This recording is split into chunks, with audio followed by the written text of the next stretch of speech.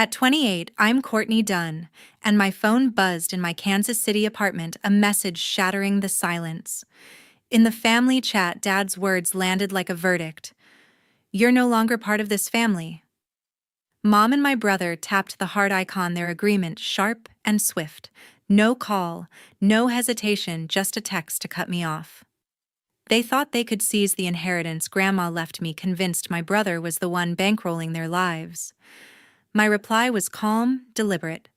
"Thanks for confirming." They had no idea the truth was about to unravel them. I opened my banking app. The numbers glaring back. Each utility bill, insurance premium, mortgage on their house, even my brother's string of failed startups, all tied to my name and my hustle as a freelance graphic designer. Years of late nights, skipped meals, and drained savings sustained their lives while they praised him as the provider. They saw me as the obstacle to Grandma's money, believing his lies instead of acknowledging my sacrifices. Their betrayal wasn't just personal, it was a misstep they'd regret. By 11:47 p.m., their illusion would crumble and I'd hold the key. Before I reveal how their greed backfired, I want to hear from you. Where are you watching from? Ever been pushed out by family over money they misunderstood? Drop your city and story in the comments. You won't believe what happens next. Their words lingered, dragging me back to years of being overlooked. Growing up, I was never the favorite, my brother Hunter, 32. The family's golden child, always took that role. He could do no wrong, and every desire of his was prioritized, while I remained in the shadows, my work as a freelance graphic designer dismissed as just a job. Dad Edward, 55. The stern patriarch treated Hunter's ambitions as family pride, no cost too high. Mom Linda, 52. The doting enabler praised him endlessly, blind to my contributions. They assumed he handled the bills, maintained the house, and funded his ventures. The truth. Every penny came from me. It began at 24, fresh out of college, scraping by on freelance work. Dad called, clipped tone, asking me to cover the water bill. "Your brother's working on something big," he said, as if my labor didn't count. I sent the money, thinking it temporary. Soon, it was electricity, internet, even homeowners insurance for the house they bragged about at neighborhood gatherings. I paid silently, my savings thinning, while Hunter received all the credit. "He's taking care of it," Mom would say, her smile locked on him. I never corrected her, believing family meant carrying the weight alone.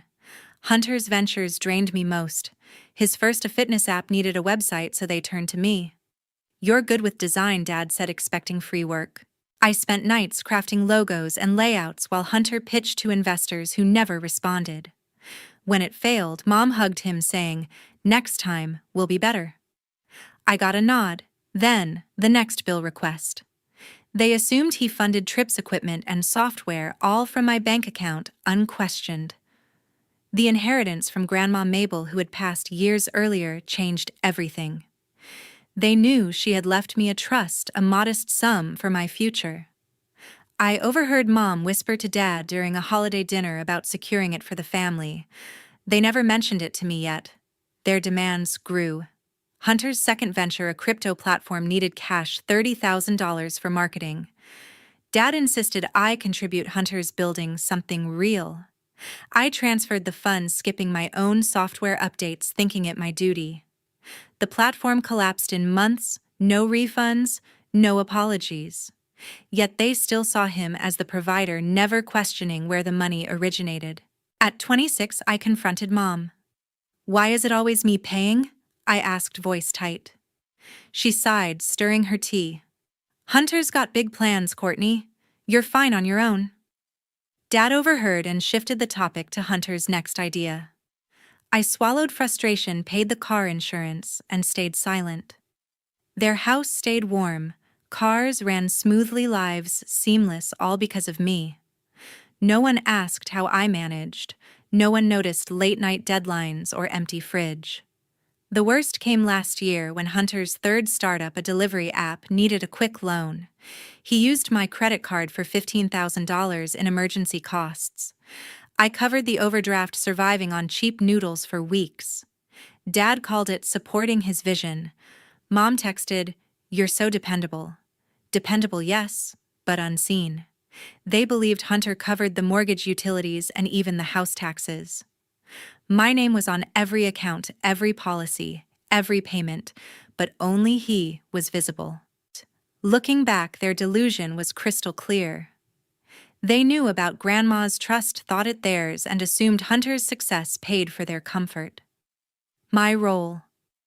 The silent financier expected to give endlessly. I had trained myself to stay composed, to arrange life like my design files, organized, precise, controlled. But that control was a lie with them. Their betrayal in that chat wasn't new, it was simply louder. I was no longer their daughter, I was their obstacle. And obstacles, I learned, could move. My banking app glowed, revealing a truth they had never acknowledged. After their message in the family chat, I couldn't sleep. My mind raced, piecing together years of sacrifice. I tapped the app again, delving deeper than the night before, pulling up every transaction under my name. The numbers were undeniable. Every utility bill, electricity, water, gas for their house. Every insurance premium for their cars and health coverage. The mortgage they never questioned, even the seed funding for Hunter's failed ventures. It was all me, every dollar scraped from my freelance graphic design work, every late night spent meeting deadlines to keep their lives running smoothly. I had always assumed it was my duty, my role as the dependable one. Family meant stepping in right. I justified it to myself, believing I was helping Mom, Dad, and my brother maintain stability.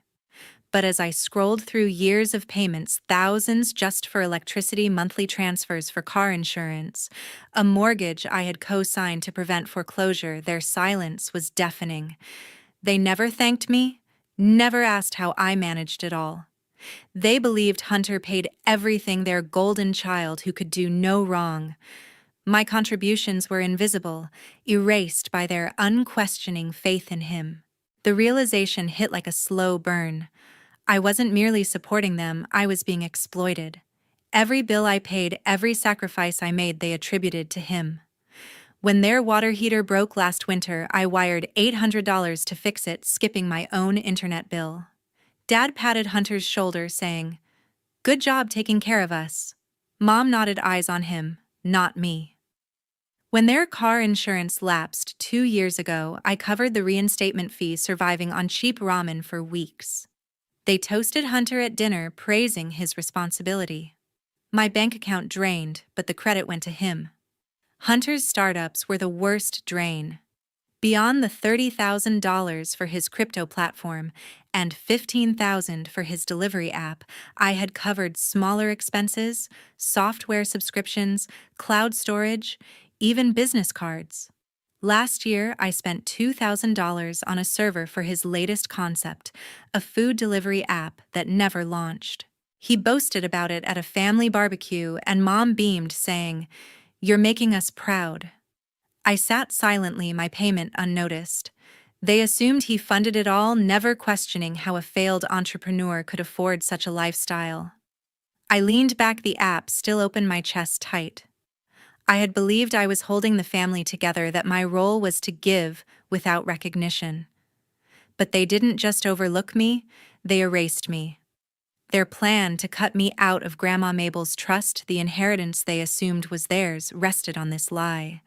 They saw Hunter as the provider, me as the expendable one. The truth was sharper without me. Their house, their cars, their lives would collapse. I needed proof to anchor this clarity.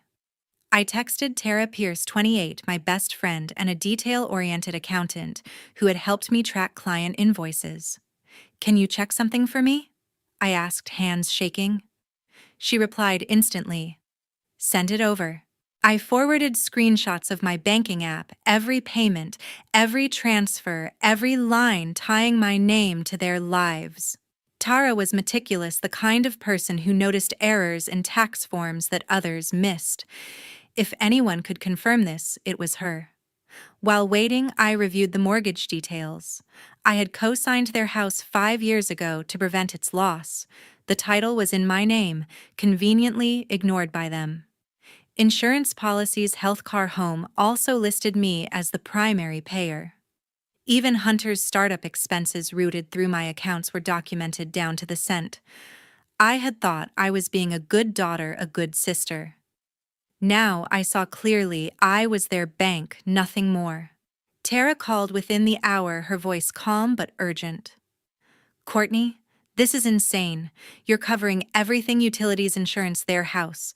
There's no trace of Hunter's money anywhere. She paused, then added, You need to protect yourself. This isn't just oversight. It's exploitation. Her words confirmed it. I wasn't just invisible. I was being drained. My sacrifices twisted into someone else's story. I thanked her, promising to send more details. The app remained open, a map of their betrayal. I wasn't ready to act, not yet, but I was done being their shadow. A call from my friend shifted everything I thought I knew. Tara's voice was sharp and urgent, cutting through the haze of my morning. Courtney, you need to see this, she said, her tone clipped. She had spent hours combing through the financial records I'd sent, bank statements, payment histories, everything linked to my name. What she uncovered wasn't mere oversight. It was betrayal. Dad had forged my signature on documents to access the trust left by Grandma Mabel, my late grandmother, who had passed years ago, leaving me a modest sum meant for my future. He attempted to siphon funds, assuming I wouldn't notice, all while planning to cut me out. Tara emailed me the evidence, scanned forms with my name written in Dad's unmistakable handwriting. 3 attempts each, requesting $5,000 from the trust, dated over the past 6 months. The bank flagged them, requiring my in-person approval, which prevented the withdrawals. This is fraud, Tara said quietly. You're the sole beneficiary, yet Edward has been trying to pull money behind your back. I stared at the screen, stomach twisting. They knew about Grandma's trust, had known for years, and instead of asking, they schemed. They assumed Hunter was their provider and I was just the obstacle to their prize. I didn't hesitate. I logged into my banking app and froze every account tied to their lives, utilities, car insurance, health plans, the mortgage on their house. My name was on every payment, every policy, every lifeline they had taken for granted. With a few clicks, I suspended automatic transfers, cutting off electricity, water, and internet. The mortgage payment due next week was marked on hold. I wasn't cruel. I didn't cancel anything permanently. I just stopped being their bank. They would have to figure it out, or learn what no longer family really meant. Next, I drafted an email, fingers steady despite the rage simmering inside. As of today, I'm no longer covering your expenses, I wrote. Utilities, insurance, mortgage, and Hunter's ventures are your responsibility. Manage them yourselves. I addressed it to Dad, Mom, and my brother, sending it without a second thought. The email was cold, professional, like a client invoice. No accusations, no pleas, just facts. They had built their lives on my money, crediting Hunter, and now they faced the truth. Within an hour, my phone lit up. Mom called, first voice trembling. Courtney, what's going on? The power's out. We need you to fix this.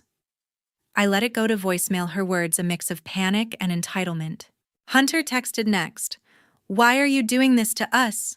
I thought we were family. I didn't respond. Dad's message was a wall of text demanding I stop this nonsense and think about your mother. He didn't mention the forged signatures or apologize, relying on guilt, as if I owed them my life. They believed they could shame me into compliance the same way they had kept me paying for years. I called Tara back, needing her perspective. They're freaking out, I said, summarizing the messages. She didn't hesitate. Good. Let them. You've got the proof those forged documents are serious. I'm pulling more records to see how far this goes. She promised to check the trust's history for other attempts I might have missed. Her voice grounded me. You're not the bad guy here, Courtney. They crossed a line.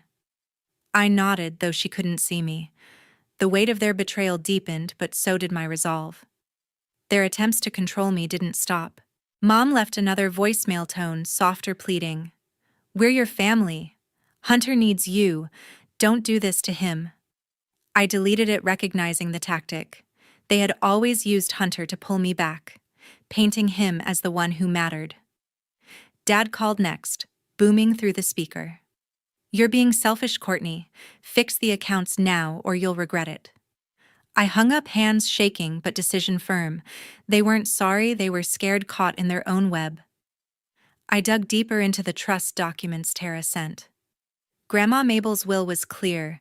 The trust was mine, set up to secure my future, not theirs. Dad's forged signatures were sloppy and rushed, as if he thought I'd never check. Each attempt had been denied, but the intent was clear. They wanted the money, believing Hunter deserved it more. I forwarded the documents to my email, saving them for whatever came next. Tara suggested a lawyer to protect the trust and hold them accountable. "This could get messy," she warned. I agreed, but I wasn't afraid anymore. Their panic escalated. Hunter sent another text accusing me of sabotaging the family. He claimed he had paid for everything, oblivious to the truth. I almost laughed. His startups, their house, their lives, all rested on my shoulders. Mom's next call was a sob story, claiming they would lose the house without me. I didn't answer. The email I sent was my line in the sand. They would either step up or sink. Their attempts to guilt me, to pull me back into the role of silent provider, only sharpened my clarity. They had forged my name, lied about Hunter, and now they faced the consequences. Tara texted confirming more discrepancies. Smaller withdrawals attempted under my name, all blocked. "You need to lock this down," she urged. I contacted the bank, adding a security layer to the trust, requiring two-factor authentication and in-person verification for any changes. The process was quick, efficient, a shield against their greed. I wasn't just protecting my money, I was reclaiming my life. Their house, their comfort, their lies. They had built it all on me. Now they would learn what happened when that foundation cracked. My phone flooded with notifications, their lies spreading online. Hours after my email cut off their financial lifeline, Mom took to a local Kansas City Facebook group portraying me as the villain. Her post was a wall of accusations. "My daughter's greed is tearing our family apart. She's hoarding her grandmother's inheritance, leaving us with nothing." Dad chimed in. "She's always been selfish, keeping money that should help us all." Hunter's comment was sharper. "Courtney's abandoned us for cash. We're struggling because of her." Their words stung, but not as much as their audacity. They twisted the narrative, casting me as the traitor while hiding their theft. The group had over 5,000 members, neighbors, old classmates, people who'd known us for years. Comments piled up fast, most buying their story. "How could she do this to her own family?" one wrote. Another, "That's heartless, cutting them off like that." I scrolled, jaw tight, watching their lies gain traction. They didn't mention the forged signatures, the years I'd paid their bills, or the trust they'd tried to steal. They framed Hunter as the provider, the one who'd kept us afloat, while I was the ungrateful daughter hoarding Grandma's money. Then Nancy Evans, 45. Our longtime neighbor, familiar with the family's finances, dropped a comment that changed everything. "This isn't right," she wrote. "Courtney's been paying your utilities, insurance, and mortgage for years. Hunter hasn't contributed a dime. I've seen the bank statements she shared with my sister." Her words landed like a bombshell. Nancy's sister sat on the Homeowners Association board, and I'd confided in her years ago when co-signing their mortgage. The truth exposed in a single paragraph turned the tide. The group erupted. A former teacher commented, "Wait, Courtney paid for all that, and you're calling her greedy." A local business owner added, "I hired Courtney for design work. She's always been professional, not selfish." Another neighbor added, "I saw Hunter's fancy car last year, thought he was doing well. Was that Courtney's money too?" Questions multiplied, each one peeling back their facade. People tagged Mom, Dad, and my brother, demanding answers. "Explain this," one wrote. "Why lie about who's been paying?" Outrage shifted. Sympathy for the family evaporated. I didn't comment, I didn't need to. Nancy's words were enough, her credibility as a neighbor giving them weight. She messaged me privately. Courtney, I couldn't stay quiet. They've been bragging about Hunter for years, but I knew you were the one keeping their lights on. I thanked her, hands trembling. Her comment wasn't just support, it was vindication. The community, once neutral, now asked questions my family couldn't answer. Their house, cars, and comfort, all mine, not Hunter's. The lie they built was crumbling under public scrutiny. Mom tried to save face, posting a vague reply. "This is a family matter. Please respect our privacy." It backfired. A commenter shot back. "You made it public by posting here. Answer Nancy's claim." Dad's response was worse. "You don't know the whole story," but the group wasn't buying it. A friend of Nancy's wrote, "I've known Courtney since she was a kid. She's not the type to hoard money. What's the real story?" Pressure mounted. Their posts buried under a flood of accusations and demands for truth. Hunter doubled down, posting, "My sister's lies are hurting us. I've always supported the family, she's the one walking away." A desperate move, and it failed. Nancy commented again. "Hunter, I saw Courtney's bank records. You didn't pay for the house, the insurance, or your startups. She did. Stop lying." Her words were blunt, final, and the group latched on. Screenshots of my payments shared with Nancy's sister years ago began circulating privately. I hadn't asked for that, but didn't stop it. The truth was out louder than their lies. By evening, the group buzzed with speculation. A local realtor posted, "If Courtney's name is on the house, she has every right to stop payments. That's not greed, that's fairness." Another neighbor added, "I thought Hunter was some big-shot entrepreneur. Was that all fake?" The community's tone shifted to disgust. Their sympathy now with me. Mom, Dad, and my brother stopped responding, their silence deafening. They miscalculated, thinking a public smear would force me back. Instead, they exposed themselves. I called Nancy, voice steady but grateful. "You didn't have to do that," I said. She laughed softly. "Someone had to. They've been using you for years, Courtney. I'm just glad it's out there." She'd witnessed my family dynamic, Dad's stern demands, Mom's blind devotion to Hunter, their dismissal of me. Her comment wasn't just a defense, it was a reckoning. The group's reaction proved it, their lies couldn't stand against the truth. Their posts remained, but comments kept coming, hundreds now, most condemning their accusations. A few family friends reached out privately, apologizing for believing the initial story. "I had no idea you were covering everything," one wrote. I didn't reply, but each message felt like a brick pulled from the wall they built around me. Community outrage wasn't just about money, it was about fairness, exposing a family that took me for granted. Mom sent a final text that night. "Please, Courtney, talk to us. This is getting out of hand." I didn't respond. Their public attack backfired. Pressure was now on them. The group's questions grew sharper, demanding proof of Hunter's contributions, which they lacked.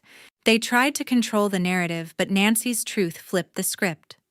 Lies, greed, betrayal, it was all laid bare, and the community wouldn't let it go. The weight of exposure settled over me, not heavy, but freeing. I wasn't the villain they painted. I was the one who carried them, and now the world knew it. The doorbell echoed, breaking my focus.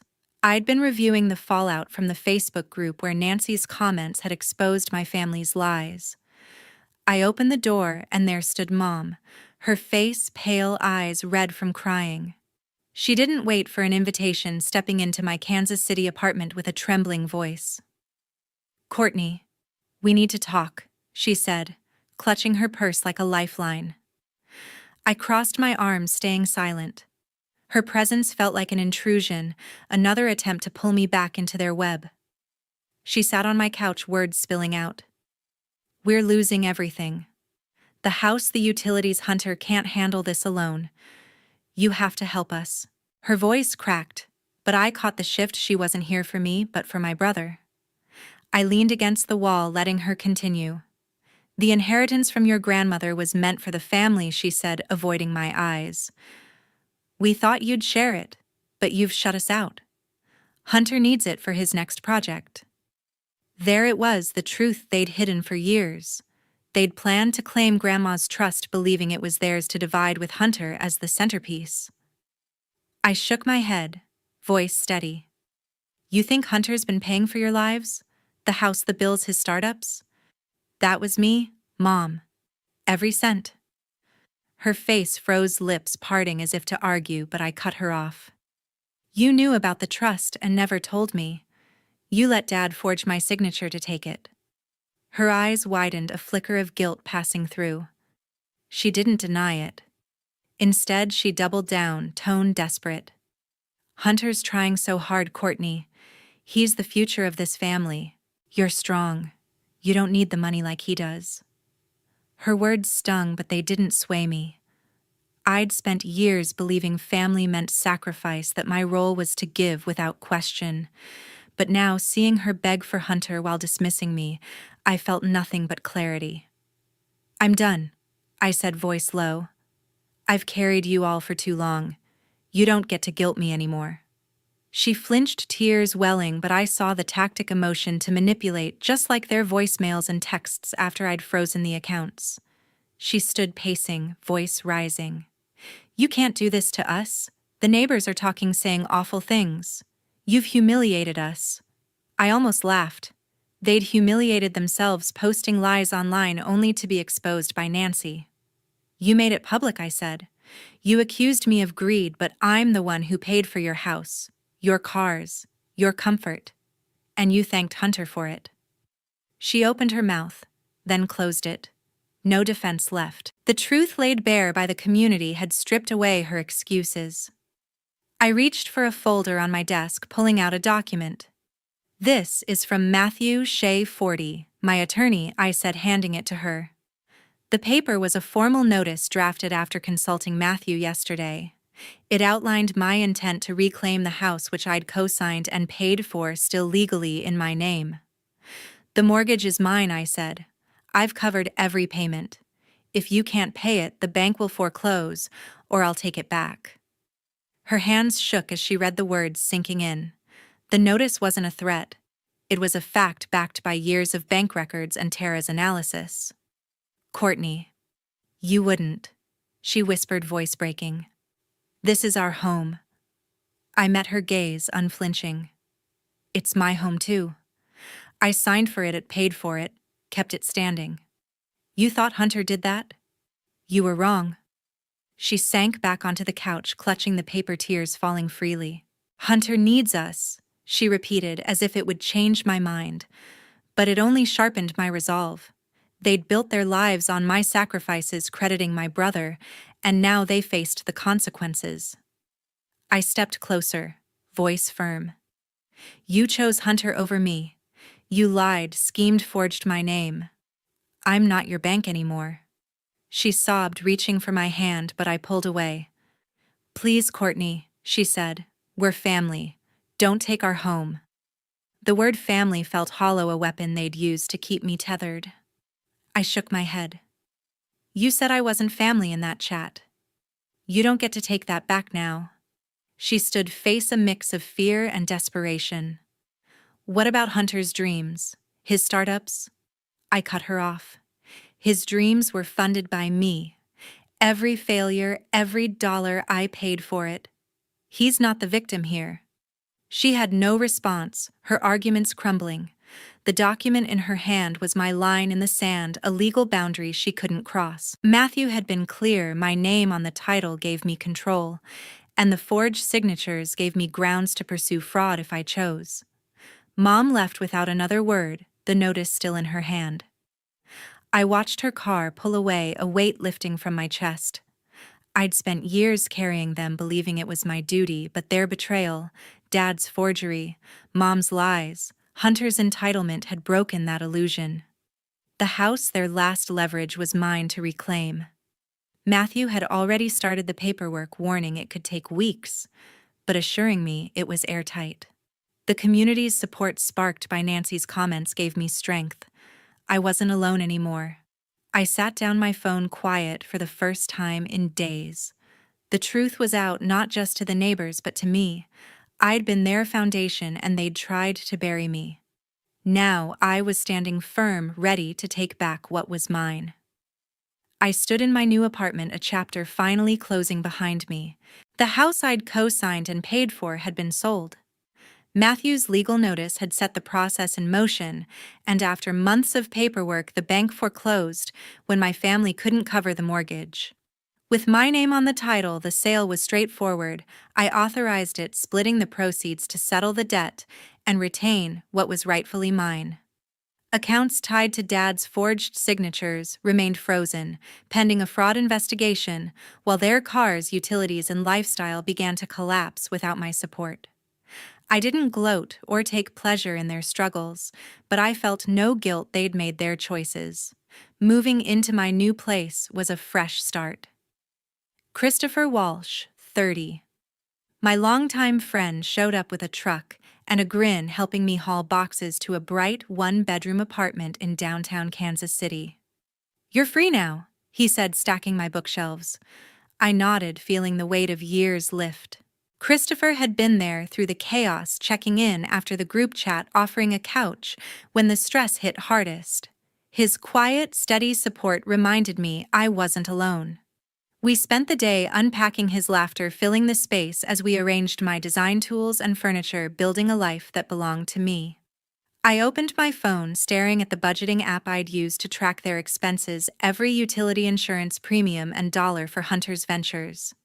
It was a ledger of my sacrifices, a record of how I'd let them drain me. I tapped uninstall and the icon vanished.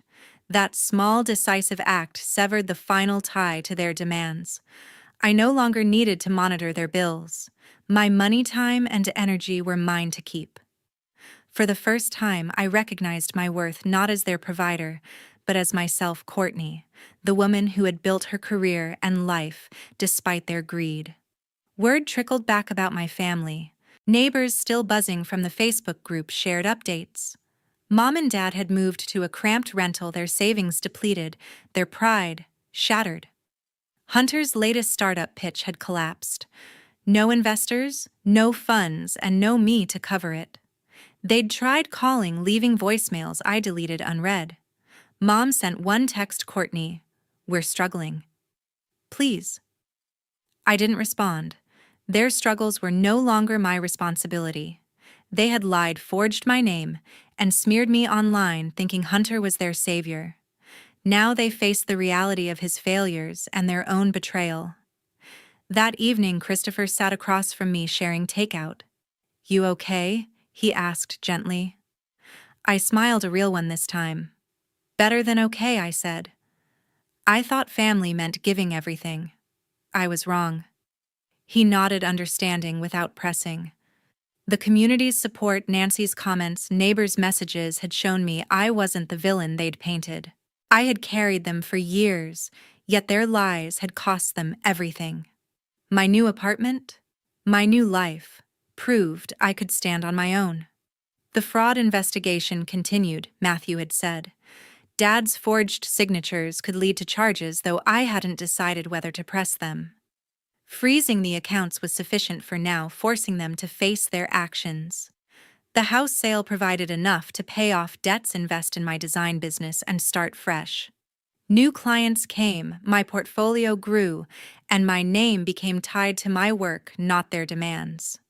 I was no longer the invisible daughter or silent bank. I was building something real, something mine. Looking back, the lesson was clear. I had allowed their expectations to define me, equating love with endless giving. But family isn't a contract to sacrifice your worth. Their greed for money, control, and Hunter's dreams had blinded them to my value. I had paid their bills, saved their home, funded their lies, and they had credited my brother. Now I knew better. Putting myself first wasn't selfish, it was survival. I had given them years. I would not give them my future. I thought of others who might hear this story, caught in similar traps. Don't let anyone, even family, dim your worth, I would tell them. You are not their bank shadow or scapegoat. Set boundaries, protect your heart, and walk away when necessary. Your value is not in what you give, it's in who you are. That hard-won truth was my freedom. I had carried their weight too long, but now I stood tall. My life my own, their lies nothing more than a fading echo.